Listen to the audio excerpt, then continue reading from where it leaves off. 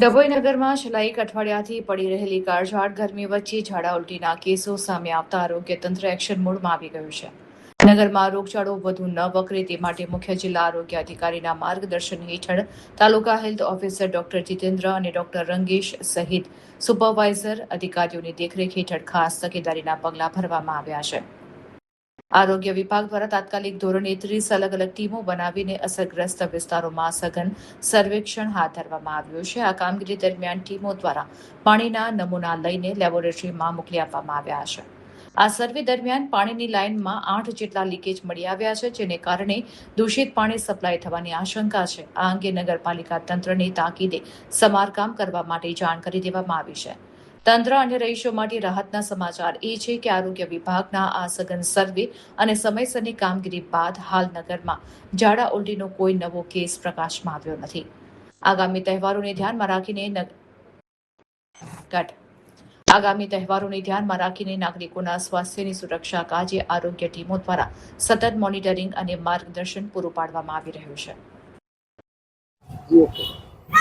હાલ ડભોઈ નગરપાલિકામાં છેલ્લા 2-3 દિવસથી જે આકરી ગરમી પડી રહી છે તેના કારણે તકેદારીના ભાગરૂપે અમારી ડભોઈ આરોગ્યની ટીમ હાલમાં જે હાઈ રિસ્ક એરિયા છે, દયારામ હાઈસ્કૂલની પાછળ નવીનગરી, ભીલવાગા, આંબાવાડી, ત્યાં છૂટાછવાયા 2-3 કેસ જે ઝાડા ઉલટીના મળેલા હતા, જેમાં અમારી કાલે 20 ટીમ અને આજે 10 ટીમ એમ ટોટલ 30 ટીમ મળીને સર્વે કરેલ છે અને હાલમાં કોઈ નવા કેસો જોવા મળેલ નથી અને પરિસ્થિતિ ખૂબ જ ગંભીર છે નથી.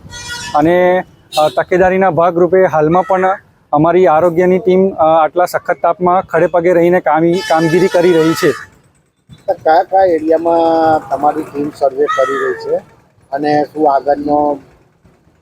હા, તો નવીનગરી, ભીલવાગો, આંબાવાડી, દયારામ હાઈસ્કૂલની પાછળ, કડિયાવાડ જેવા 4-5 એરિયા છે અને આવનારા તહેવારને પણ, ઈદને પણ ધ્યાનમાં રાખીને સતર્કતાના ભાગરૂપે આગામી 2-3 દિવસ સુધી અમારી આરોગ્યની ટીમ ખડે પગે રહીને સર્વે કરશે અને ક્લોરિનેશનની કામગીરી ચકાસશે અને દરેકની આરોગ્યની સુખાકારી જળવાઈ રહે તેવા પૂરતા પ્રયત્નો કરશું.